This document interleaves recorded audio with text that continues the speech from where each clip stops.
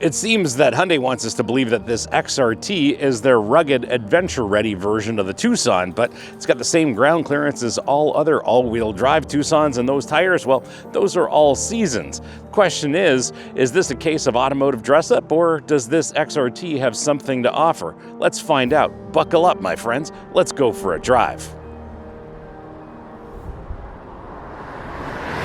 I'm your host, Brian Makse, racer, lover of driving fast, fun things, and on this channel, you get reviews for drivers from drivers. Now, this Tucson is Hyundai's popular midsize crossover, and it has been refreshed for 2025, and a lot of updates, a lot of useful things as we will get into. And before we get into what it's like to drive, let's have a look at it in a little more depth. For 2025, the Tucson's been significantly refreshed, both inside and out. To my eyes, the exterior gets a mild update, but it's on the inside where it's a major redesign with the new curved display. Under the hood is a 2.5-liter four-cylinder that's naturally aspirated. It makes 187 horsepower at 6,100 RPM and 178 pounds of torque at 4,000 RPM. Transmission is an 8-speed automatic. H-track all-wheel drive is standard on the XRT. Suspension's based around McPherson struts at the front, multi-link at the rear. Steering is electrically assisted, four-wheel disc brakes, of course, and on this model, the 18-inch wheels and tires are specific to the XRT. For this XRT all-wheel drive, towing capacity is 2,000 pounds and curb weight is 3,715 pounds. Did you know that 80% of you are not subscribed? Yes, it's true. 80% of you are not subscribed. I checked the data. So if you like the content on this channel, do me a solid, hit that subscribe button, make sure you like this, and if you want to support the channel, please hit up our merch store. Links here, links below. Lots of great stuff for driving enthusiasts like us, including our very popular line of Save the Manuals merch. Now back to your regularly scheduled episode.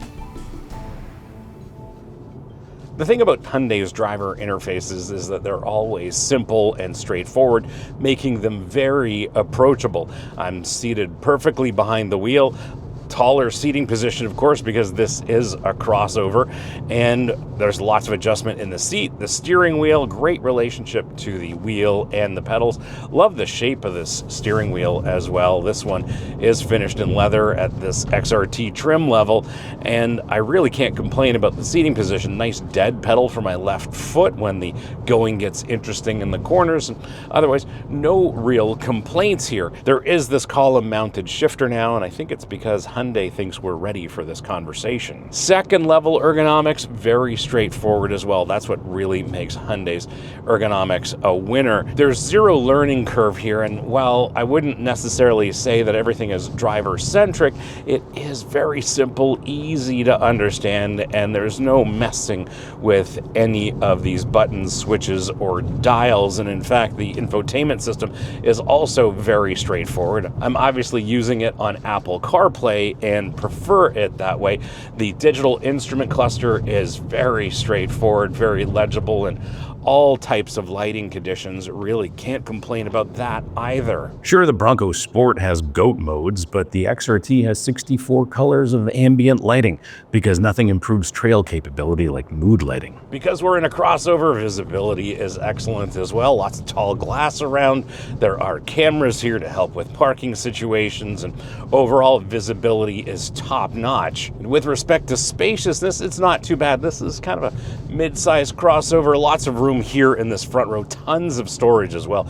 Lots of storage for your bits on a day-to-day basis. In the second row, there's a decent amount of room, and I can just fit behind myself in the seating position. There's reasonable headroom in the second row as well as this front row. No real complaints there. And in terms of cargo carrying capacity, lots of room underneath the hatch, and of course, the roof rails can hold 220 pounds of gear, which is exactly 220 pounds more than all of the camping equipment I have ever purchased. And it'll tow a fair bit, so no trouble hauling all your stuff, whether you're going for a weekend family adventure or just living with this on a day-to-day basis.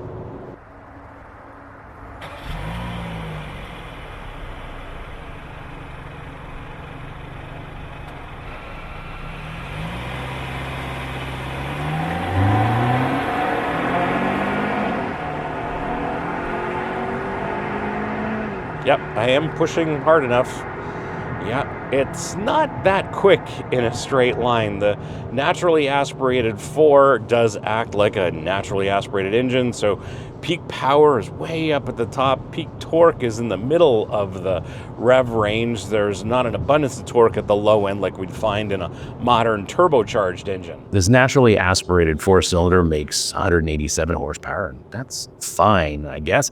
It's the same engine you get in every non-hybrid Tucson, but here's the irony. If you actually want more power for your adventures, skip the adventure-focused XRT and get the hybrid. It gives you 231 horsepower and better fuel economy. It's like ordering a protein shake and then watching the person behind you get more protein in the regular smoothie. What is well done is how they've calibrated the transmission to the engine as a powertrain. It works very well. For 2025, they moved the gear selector to the steering column, which frees up console space for, I don't know, more trail mix. The 8-speed automatic is smoother than my attempts to explain to my car friends why I need to film another crossover, but put it in sport mode and it holds gears like your aunt holds on to family gossip. This is front-wheel drive architecture, so there always seems to be an abundance of power and torque going to the front wheels, and then with a little bit of a delay, torque sent to the rear. Haven't really tried this in any adverse conditions except for a little bit of rain. There's no trouble with traction and seems very sure-footed all around. H-Track all-wheel drive comes standard on the XRT. Good start. You get snow, mud, and sand modes, which sounds impressive until you realize every other all-wheel drive Tucson gets the same thing. But here's where it gets interesting. They added this new My Drive mode for 2025. It lets you customize throttle response and power distribution. So while you're not getting any special off-road hardware, you can at least make it feel like you are. With the body cladding and the aggressive-looking 18-inch wheels, this definitely has an off-roady, adventurous vibe. There's no question about that. But by putting all-season tires on this XRT, it has as much off-road traction as my van slip-ons do.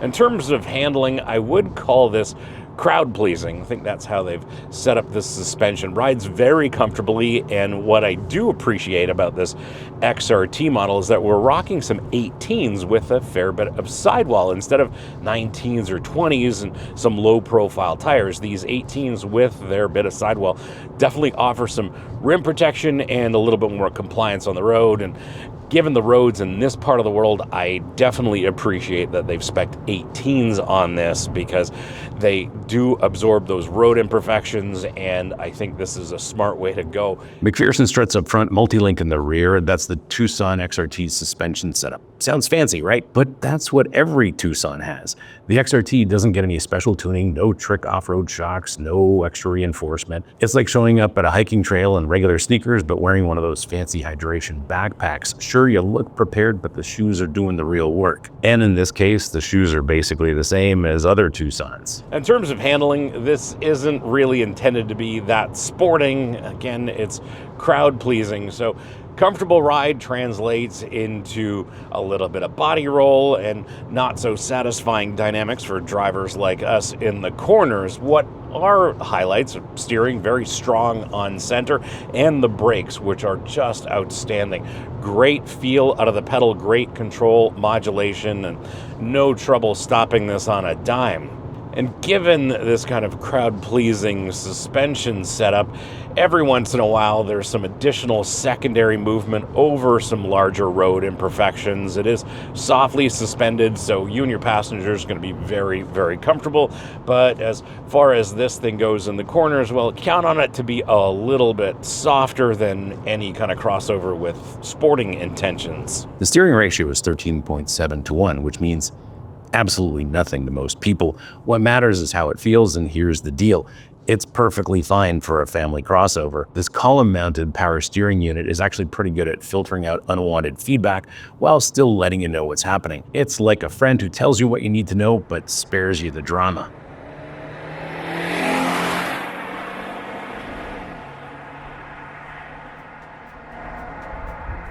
How do you spec yours? Well, an interesting question to answer in context of the Tucson, especially what we've come to learn about this XRT. What you are looking at is a Tucson XRT, an ecotronic gray matte paint with black leatherette interior. Base price and as tested in the US is $34,415. Base price in Canada is $42,885 plus $1,500 for the paint, for a total as tested of $44,384. And these prices are before freight and local taxes. Here's the thing about the XRT that Hyundai doesn't lead with in their marketing. It's rocking the exact same 8.3 inches of ground clearance as your neighbor's regular Tucson. Those rugged-looking 18-inch wheels, they're wrapped in all-season tires. But plot twist, want to know what's actually more adventure-ready? Maybe the hybrid models. Yeah, seriously. The regular hybrid throws down 231 horsepower and the plug-in kicks it up to 268. That's a lot more than this XRT's 187 horses. Plus, they'll go further on a tank of gas, you know, when you're actually out there adventuring. In the XRT's case, it's like Hyundai gave us hiking boots that look cool at the coffee shop, but then put their best trail-ready tech in their regular running shoes. Automotive product planning is weird sometimes.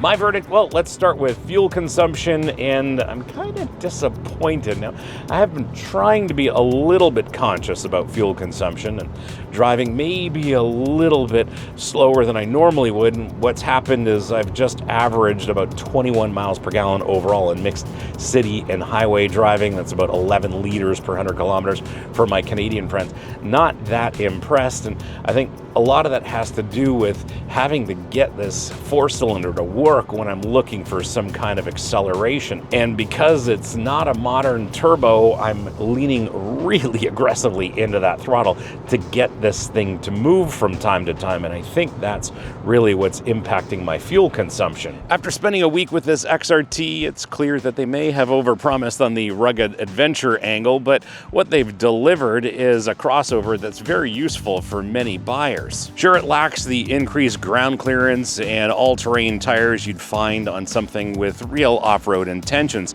The standard all-wheel drive system and terrain modes are nice, but they're also available on other Tucson trims. I think the XRT is kind of like buying a Patagonia vest for your corporate job. Sure, those roof rails can carry 220 pounds, but let's be honest, the heaviest thing you'll ever carry is your emotional baggage from choosing the matte paint option. And speaking of which, they call it Ecotronic Gray Matte, and it's as if Hyundai knew you'd never wash this thing anyway. Sure, it's not a hardcore off-roader, but it is capable of taking the occasional dirt road to a campsite, but it really excels as a daily driver, and that's what I think most crossover buyers want. Thanks for hanging out with me today and having a look at this 2025 Hyundai Tucson XRT. Hope you liked this episode, and if you did, well, you're not new, you know what to do. Smash the subscribe button, turn on your notifications, like this, and as always, sharing is caring. So please share this with your friends, especially on Reddit, because on Reddit, they really need to see reviews for drivers from drivers. If you have any questions or comments, please leave them in the comments below. I'll get back to you as soon as I can. And if you want to support the channel, please hit up our merch store. Links here, links below. Lots of great stuff for driving enthusiasts like us, including our very popular line of Save the Manuals merch. Thanks again for watching. We'll see you again next time. And remember, cars don't understeer by themselves, not even Hyundai Tucsons.